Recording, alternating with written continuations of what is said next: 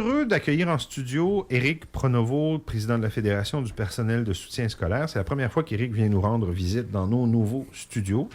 Comment tu trouves ça, là, honnêtement? Honnêtement, j'ai toujours trouvé que c'est un endroit magnifique ici, là, tu sais. Non, mais c'est vrai, les édifices, tu sais, c'est patrimoniaux, c'est on a une l'architecture, belle ouais. maison, un quartier qui est intéressant. Ouais. Honnêtement, c'est un bel endroit. Bravo.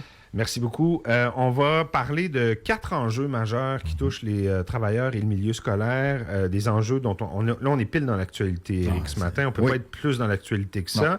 On va parler du projet de loi 89, donc, qui concerne le droit de grève, la prévention de la violence et de l'intimidation dans les écoles. Et on va finir en discutant un peu de la laïcité. Donc, le ministre Drainville a annoncé hier un tour de vis dans sa loi sur la laïcité, puis ça touche directement tes membres. Hein, je pense pas me tromper en disant ça. Directement. On va y revenir un peu plus tard. On peut peut-être commencer avec ce fameux projet de loi 89, dont les gens entendent beaucoup parler, même si ils ont peut-être l'impression que ça les touche pas directement, parce que c'est vraiment explique-nous un peu le projet de loi 89.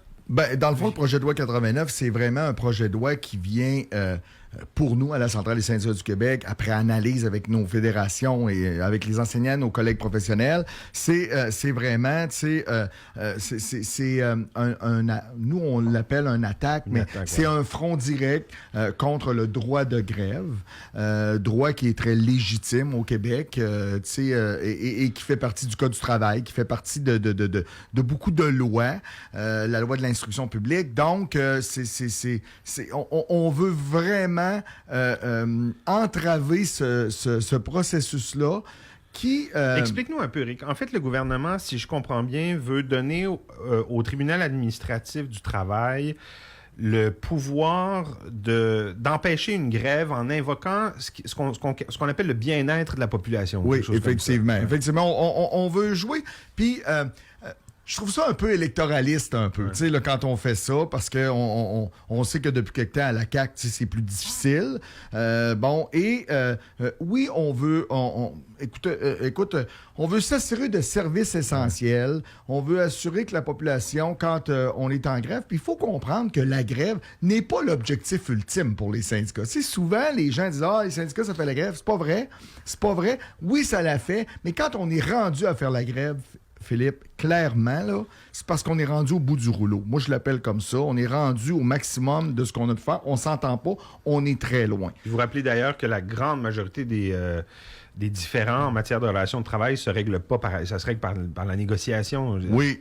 Puis, tu sais, là, je veux juste qu'on se rappelle une chose. J'ai une petite statistique ce matin. Tu sais, là, 95% des négociations collectives, là, tu sais, depuis 2000... Ils ont été réglés sans grève, sans grève majeure. Puis, il ne faut pas mélanger. Okay? Il y a des organisations qui ont décidé de choisir des grèves illimitées, là, donc qui se sont, je dirais, je n'ai pas peur de le dire, peinturées dans le coin, versus une centrale syndicale comme la nôtre qui stratégiquement a dit on va utiliser des jours à utiliser au bon escient, oui, pour mettre une forme de pression, parce qu'à un moment donné, ça n'avance plus les négociations. Donc, il y a ça.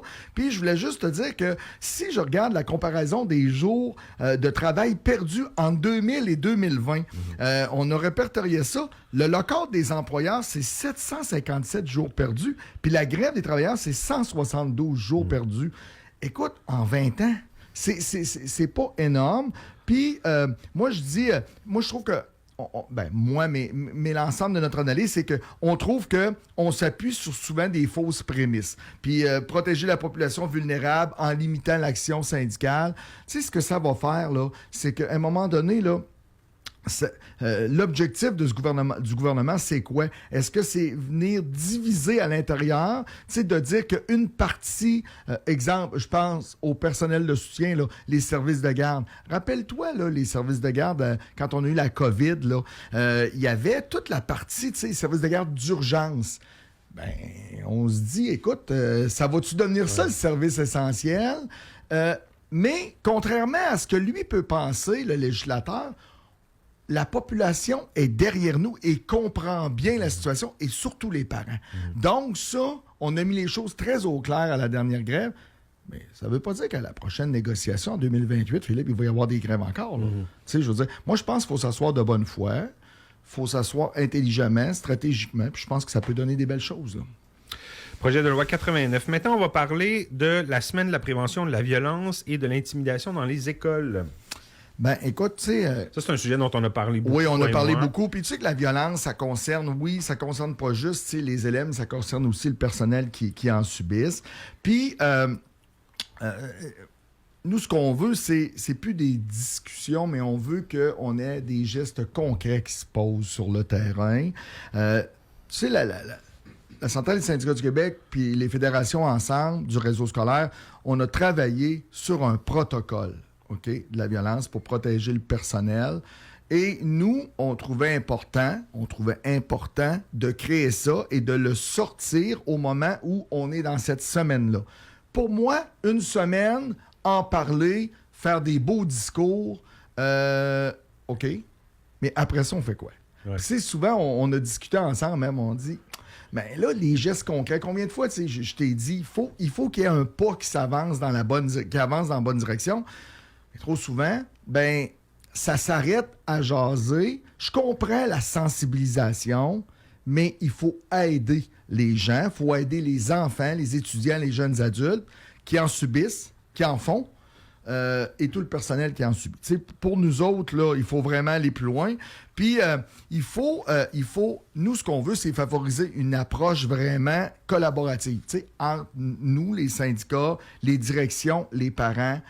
Le leadership de la direction d'école va être hyper importante dans ça parce que autant que pour certains, il y a une banalisation, mais autant que pour certains, ils se sentent très impliqués.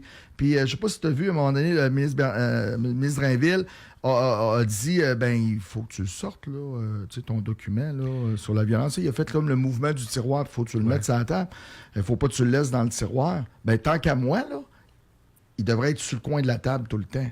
Pas dans le tiroir, parce que tu peux l'oublier dans le tiroir. C'est quoi ce protocole? C'est un document écrit qui est fait, il est fini, vous l'avez présenté? Oui, on l'a présenté au ministre de l'Éducation.